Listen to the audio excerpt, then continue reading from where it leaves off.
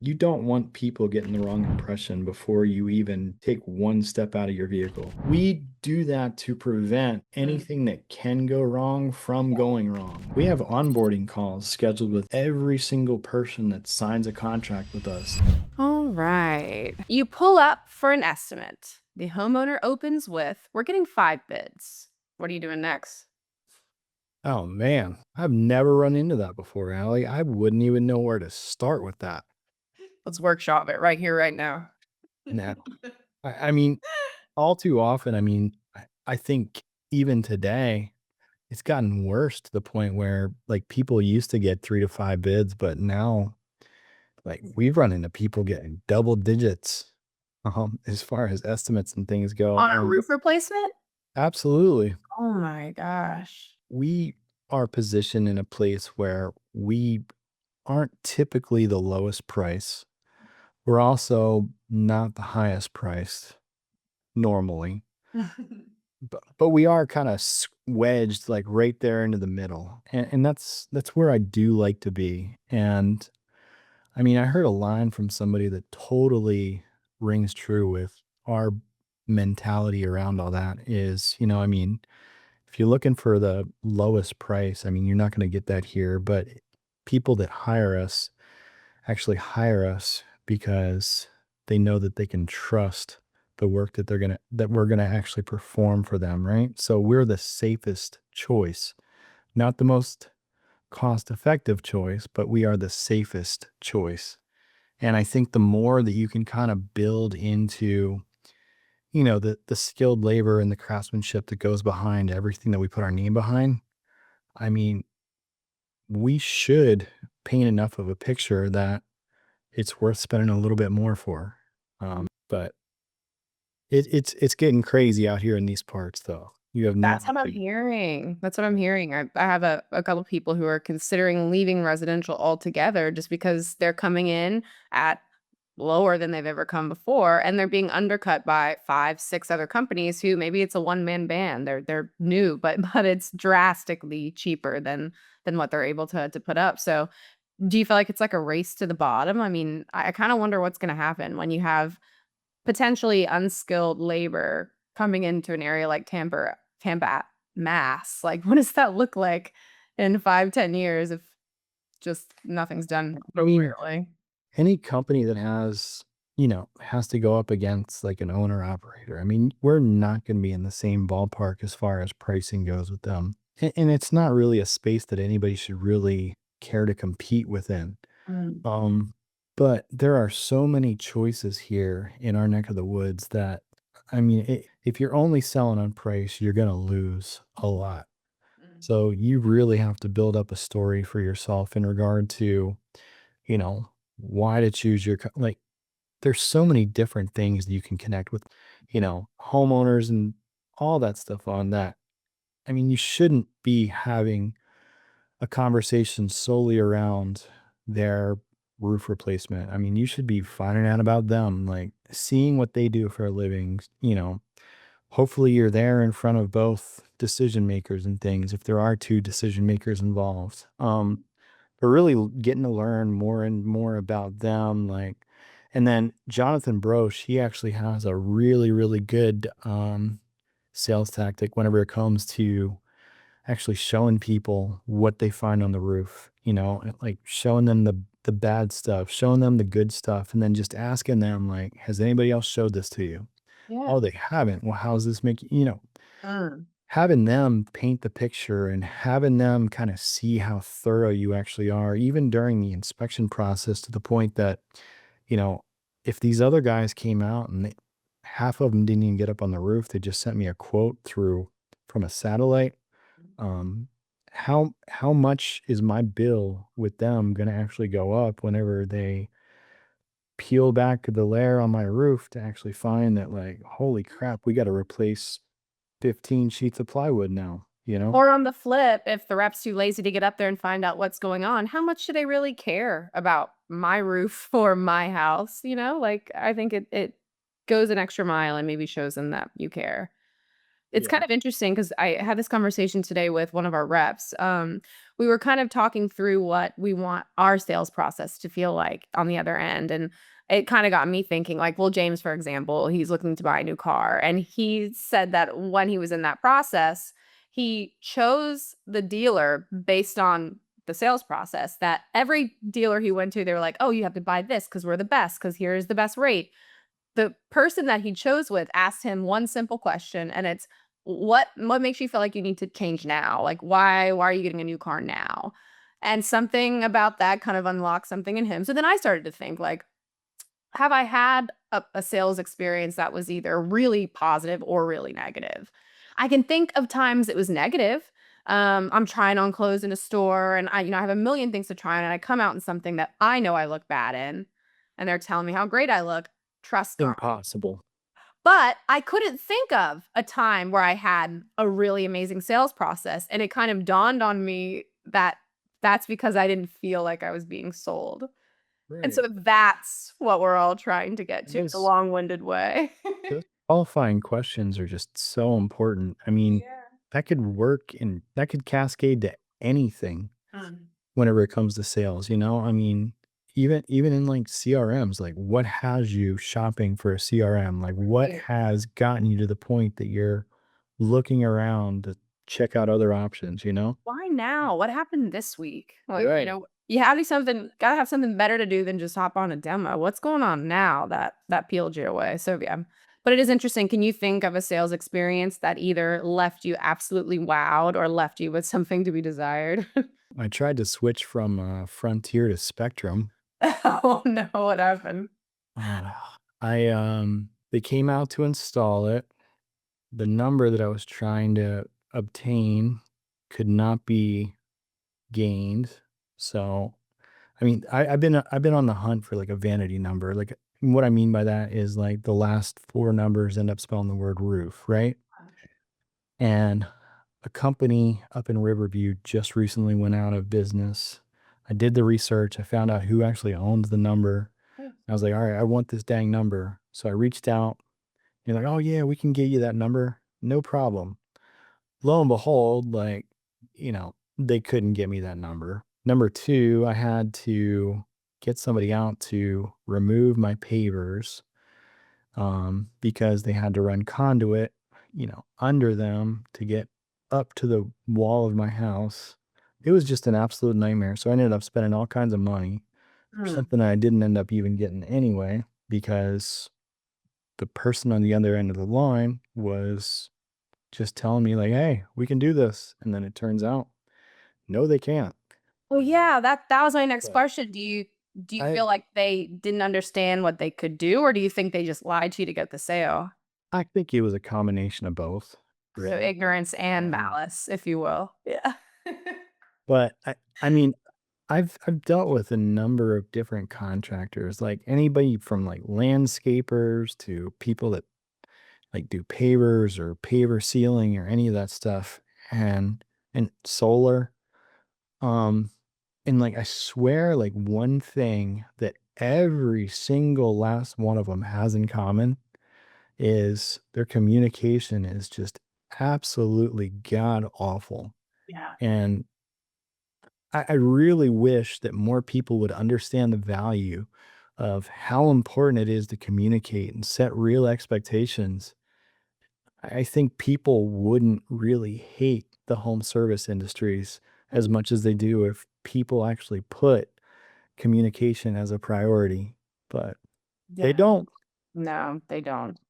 And you mentioned a few layers to that spectrum issue and why it bothered you. I'm curious to maybe understand what bothered you most. Was it the time spent, the money spent, or the principle of feeling like you were lied to? Which of those things was like just had you fired up most?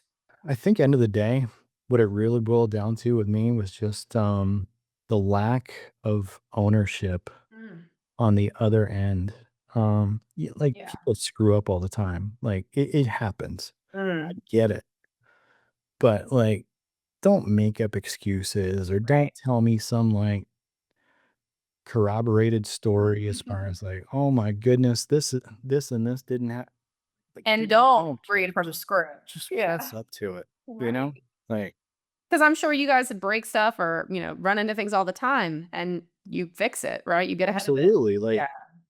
I mean, we backed into garage doors before. I mean, we've taken off, satellite dishes that shouldn't have been taken off. I mean, we've Right. cut cable lines running into homes. I'll tell you guys 100%.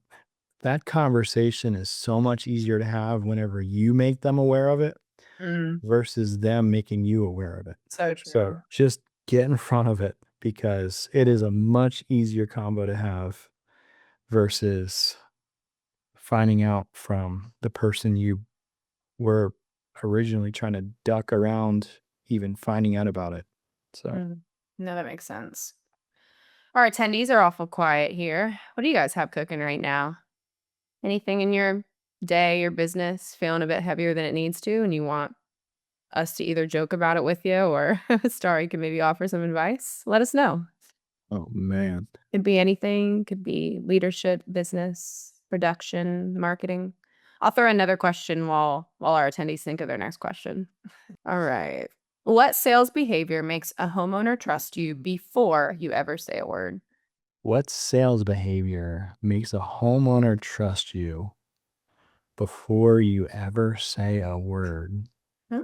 I mean, that could really only be one thing if we're not exchanging words, right? How you pull up, how you present yourself, how your vehicle looks. I mean, end of the day, like if you got like fingerprints all over the side of your truck and like trash hanging out of the back of it, and like you go to open your door and a Red Bull can falls out of the side, like that's not a good look.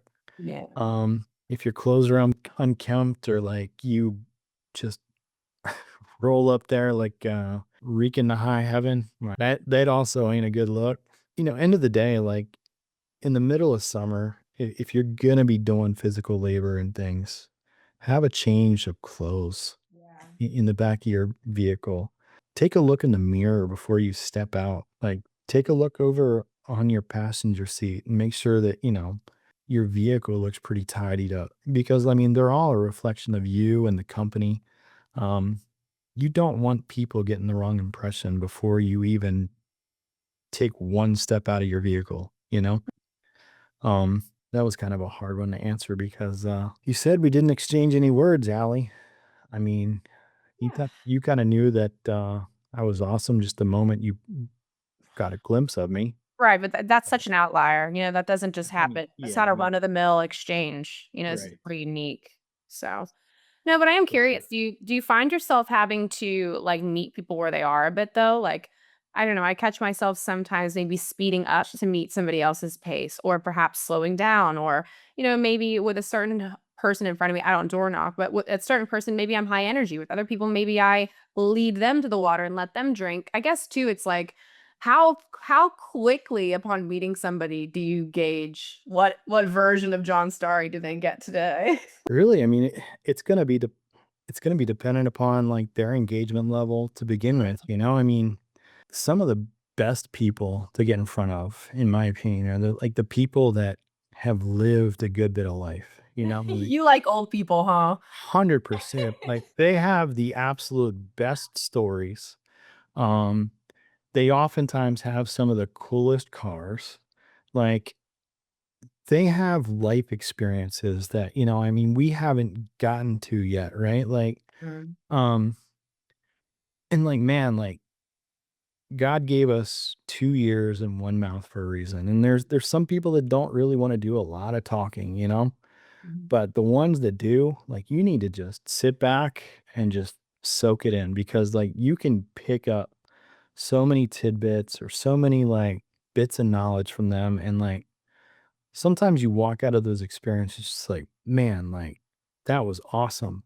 And, like, you don't even care if they buy from you, you know? I mean, like, those e those conversations that you have sometimes where you're just like, "Man, my life is better because I talked to that person," or like, "I got to hear their story," or it's just makes it fun, It keeps it does. interesting, you know? Yep. I think something I'm trying to practice more recently is, like, allowing myself to just experience people without an attachment of the outcome. without knowing if they'll ever come on platform, without knowing if it'll be my boyfriend or if we'll ever be friends down the line or whatever. Just experiencing whatever's in front of you and not so much getting hung up on where it needs to go. So I like that. What's maybe the most impactful pearl of wisdom you've learned on a job site from an old person in particular? Because you know they got the juicy bits. Oh man. Um, so there's this lady. We didn't do a big job for her, but we did a job for her, right? But again, I mean, like this one thing that she said, like really just kind of stuck with me and things. And like, I don't remember exactly what had happened, but um, I don't know if maybe it was like a workers' comp issue. I don't know what happened, but like we just got into like this deep conversation and stuff, and we were connected through people from church. And like she said this really like cool line to me where she said, life is full of like peaks and valleys, and everybody wants to be up at the top of the mountain, but it's the valleys where the soil is the most fertile. Mm. I was No, just I like, love that. dang, that is awesome. Because like those times where you feel like you've hit rock bottom or like you have just been challenged and you can't take anything else, you know? If you That's undid where all your you mistakes. learn the most, you know? Absolutely. It's so I true. love that. I love that too. I love that too. It's like if you undid all of your mistakes, you'd erase such massive parts of yourself, you know? So if Miss Jan's listening, You know Jan's not on Zoom. Come on now. no. Come on. She's doing bingo. She's having her apple slices. Now's not the time. She's Okay. probably on the pickleball court right now. Yeah, Dustin, the 70-year-olds. You know what I So mean? What about the flip of that? Have you ever like what was the biggest thorn in your side that you can remember? Like the sales experience that you're like, that was the worst. I hate that guy. Or perhaps you don't hate them, but you feel sorry for them or whatever your takeaway was. when somebody has to preface their next statement with, I'm going to use PG terms, but like, if they say something along the lines of, "Hey, I'm not a butthole, but," Mm, you know whatever's that coming next. like, just strap in because, it's about to get real. Yeah. From Absolutely. experience, I take it. For sure. Yeah. We have some new guys coming onto ProLine, and for part of their onboarding, they have to watch 50 game tapes of just James, 50 wins that he had. And there's one in there in particular that one of the guys got to today where he's just being real combative, you know? And there was kind of a moment where James had to diffuse it. And what I liked about it, and I'm curious to get your take, is he takes ownership. Like, he basically says, "Hey, man, seems like I've done something to really piss you off, and I hate that, like, that's not what I'm, here to do. Can we reset? Because like, I hate that I have you feeling that way." Yeah. And something about taking ownership, just even though he obviously did nothing wrong, I'd be curious to get your take on what you think about that. Have you tried anything else? Did it work? Because I know that's something our guys are dealing with a bit more. Man, sometimes I am I'm not really on that side of it as much as Sure. like James would be in things, right? Yeah. But I mean, I know that whenever you're dealing with a difficult homeowner and things, sometimes you just need to toss the ball back in their court and just ask them like, "Hey, what's fair?" You know? Yeah. But, you know, going back to our previous combo, um, I mean, just taking ownership of a screw up. I mean, you can't hide behind those. Like, you know what you did. Like, just fess up to it, ask how the heck to fix it, and move on from it, you know? Yeah. I mean, this isn't life or death what we do, you know? Saving PDFs, not lives, you know what I mean? No, but it's funny because there's kind of another way that we approach it too that I'd be curious to get your feedback I on. would love for you to send me those videos with James. I just can't get enough of him. I bet you would, I yeah. mean, send me that private playlist. Yeah, exactly. You'll have lots to do, John Starry, that's for sure. The other kind of concept, and again, this is not the best terminology, but they call it like getting in the piss boat with them. If a customer of just everything is just negative, gloom and doom, terrible, you can't fix anything, just sit in it with them. You know what? It is. I just can't believe, how do we get in this? Get in it with them, feel it with them. Because sometimes it's less about like some people have a problem they want it fixed, right? Some people have a problem they want it fixed, but they also want to be heard and they want to be heard at nauseum. And so sometimes just sitting in it with them and letting them know you hear them and you're in it together. All right, your best rep is skipping attic inspections when he doesn't feel like it. How do you handle it? We have done a number of different things as of late to really improve on our accountability and things. And actually, some of those conversations, like I had some conversations with James in regard to that. Oh yeah. Um, but end of the day, it all boils down to whenever expectations are set and people are just like going out of their way to just not do them. um, you know, it'll never get better Mm. until they get addressed head on. And if you just continue to ignore them, I mean, you're basically showing everybody that you are accepting, you know, suboptimal behaviors and things. And like that kind of stuff can really poison the well. So it either needs to get corrected or they need to go find another place to go poison the well at. Um, so Yeah. No, some of the things that we have done in regard, so attic inspections was a conversation that I had had with a estimator here on our side, and now granted, some of it, some of that behavior started because like after a hurricane, like we were just running and gunning from one appointment to the next, to the next, to the next, and people kind of shifted out of their ways of like being thorough and being like doing like a real complete sort of inspection. because of the sheer volume is what you're saying. Correct. But the problem was is after that workflow tapered off, the behaviors that made them successful didn't come back. They stayed in that mindset where, oh, I can just burn this thing and like move on to the next one. And so, I mean, conversations like that needed to take place. Checklists are, now very much a part of our photo inspection reports. And like whenever we go through here to actually put these jobs in production, like if those things aren't there, they're going the hell back there and they are getting photos of what was missing. So Mhm. Yeah. I feel like I've been chatting with a lot of companies, different parts of this country here, but all having a similar issue, which is when life was good and business was booming, the reps are eating and they're happy. But when things are slowing down, they're not self-generating leads at all. And yeah. in the leads that they do get, they're kind of lazy with, like you're saying, they don't maybe don't take them as seriously. So their close rates are low. And then they're looking at owners saying, "We need more," and owners looking at them saying, "Y'all haven't been doing anything with what I've given you." And also, where's the fire? Like, where's the hunger that you had when you interviewed here?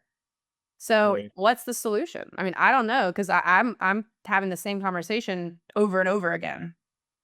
Sometimes people get too comfortable, and whenever there's comfort, there's no growth that comes after that.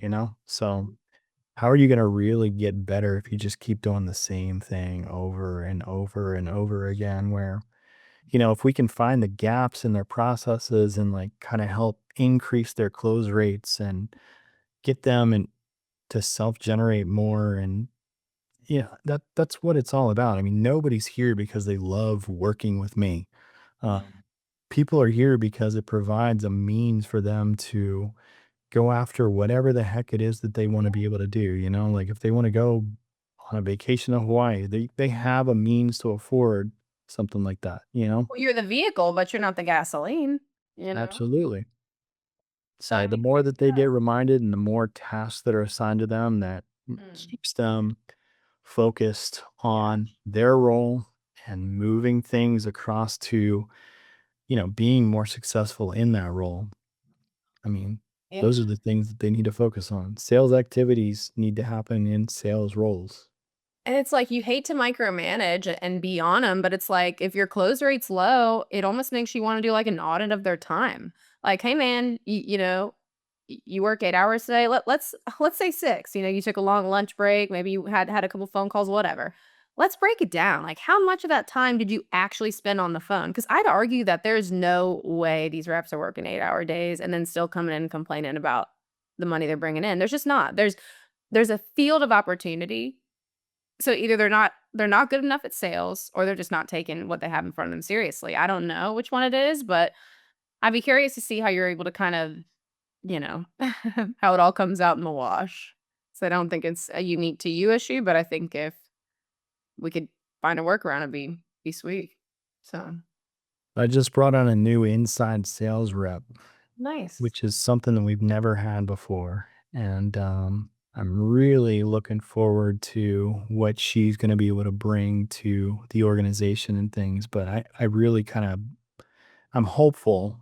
And I think we have things mapped and planned out well enough that, it's going to help bring our close rate up pretty significantly from where we're at to where I'm kind of foreseeing things kind of going. But What gives you the confidence? I mean, again, looping back to what I feel is the most important part of like where so many contractors miss, it's just communication. The more that we can talk to those people and answer their questions and make sure that they're going into that next step of this process with as much clarity and visibility into it as we can provide.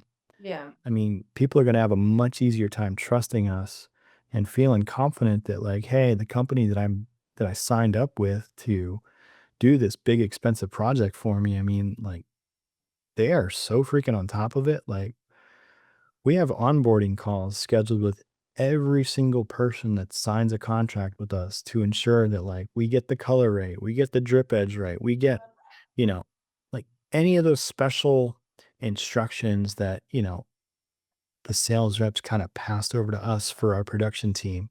Yeah. We're going over those again. We're making sure that they have HOA approval.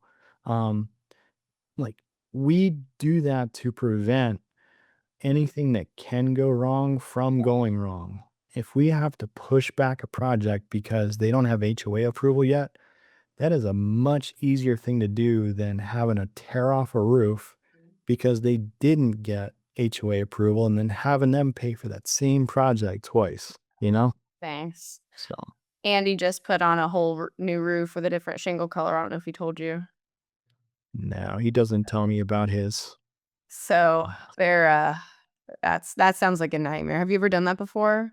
I have. No. And the funny thing about it is that the correct color was notated and selected, but my lovely wife, actually, it was a roof in our neighborhood, no less, too. But my lovely wife, God bless her, she she didn't pay attention to the notes, Mhm. so that kind of impressed upon us to make a change to our processes, which in turn led to where we are now with this whole onboarding call process that we have in place. So How did you resolve that? we redid the dang thing. No. Absolutely. Oh my gosh, you couldn't negotiate like a discounted price or something? Listen, girl, Wasn't having it? it was not a good look. No. We did like a it was like a really light tan color, and they wanted like a medium gray color, Oh, and like heavens. that tan color did not look good on that roof It at was all. that bad? Oh yeah, Oh, no. it's like wearing stripes with plaid, girl. You don't do it. Oh my gosh, yeah, I would never. You wouldn't catch me dead doing something like that, let alone Absolutely not. tan on that color of exterior. No, wouldn't, couldn't. Absolutely not. What would your biggest recommendation be to a beginner roofing sales rep who is helping a small business grow in their community? What knowledge is needed and where to find quality prospects? You want me to answer? So, Allie, being a successful roofer chick, where would you start to help growing a small business in your community? And it's a small roofing business, I assume. I she didn't relay that information, but she's a beginner that's helping a small business grow within the community. Yeah, network, network, network. Get in I'll front. answer this too, Megan, but Yeah. Oh, well, then just what I would do is I would have them ask John Starry what to do, and since oh, he's stop down, it. I'll just segue right over. Take it away, John. All right. So, I mean, some of the grassroots type stuff that's really worked well for us is getting involved in as much locally as you possibly can. Like, there's a lot of chamber of commerce events that you could actually partake in. There's BNIs that you can actually become a part of. And you don't, I'm just talking about networking groups in general. Like, you don't have to like join some paid networking group.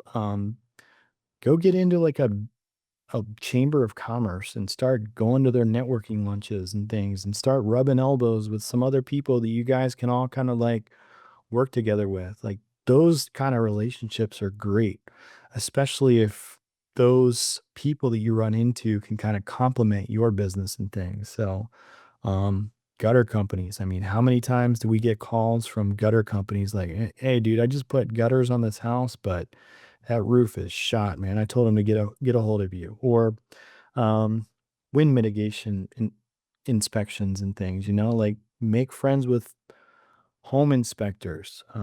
People buy and sell homes all the time. The roofs that are on those homes, they don't last forever. Like, make good connections with those guys. Real estate brokerages, like go host a lunch and learn in a local real estate office. Let them know, like, hey, I'm Megan. I can help you guys make sure that whenever it comes to getting to the closing table, there won't be any kind of delays because you're waiting on a roof repair to get done, or you need a roof replacement to take place before, any contracts can get signed, right? Um, Talk to them about the benefit that you provide to them in complementing their business, and you will make a crap ton of like referral business just off of those. Like, um, I don't know if you have kids in sports and stuff, but like I've been sponsoring local baseball team down here for several years now. I just partnered with a local animal rescue in St. Petersburg. They're the Tampa Bay area's largest no-kill shelter and things. If people don't like animals, I probably don't want to replace their roof. You know, Figure out ways that you can kind of pour into the community that you live in and like let people know about that. I mean, people want to do business with people that, I hate that whole saying like know, like, and trust because people don't really know you. People can like you though if they hear about stuff like that. So at least get that part checked off the list, but as involved as you can possibly be, join like neighborhood groups on Facebook. If you see somebody looking for a roofing company or whatever it is that you do, Megan, like not only like drop a comment there and like be a part of as many of those dang like community or neighborhood groups in Facebook as you possibly can, but beyond commenting there, send them a message directly. Be like, hey, my name's Megan and I would love to help you with whatever it is that they're looking for. If you can help them with it, let them know. Send them a message because like a lot of those posts, they get so many comments and you don't want your comment to just get washed up with the rest of them. Like make a direct connection, send them a message and connect that way. Mm, I like it. No, I like that, John. I like that you're continuing to get creative. I still think we need to host some kind of a like trade fair here. Maybe if you have any friends that own like a landscaping company or a reconstruction company, and maybe we all get together, go to Hillsborough County, say, hey, like there has to be some high school students who don't have a path forward. Maybe they're unsure of where to go next. We'd love to host a trade fair.